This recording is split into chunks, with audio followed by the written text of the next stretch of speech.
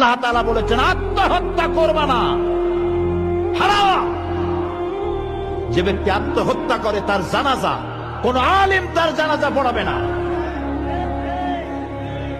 সামান্য সলিমুদ্দি কসিমুদ্দি জাতীয় কয়েকজন লোক যাবে, আর একটা মুয়াজ্জিন জানাজা পড়ায় কবরে ধুয়ে দেবে। বড় জানাজা হবে না, বড় আলেম জানাজা পড়াবে না, যেহেতু সে জাহান্নামে যাবে। আত্মহত্যাকারী কোথায় যাবে?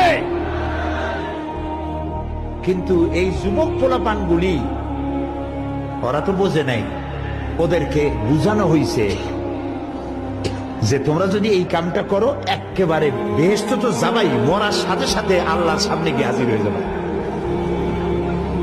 আপনারা ক্যারাম বোর্ড খেলা নিশ্চয়ই দেখেছেন অনেকে।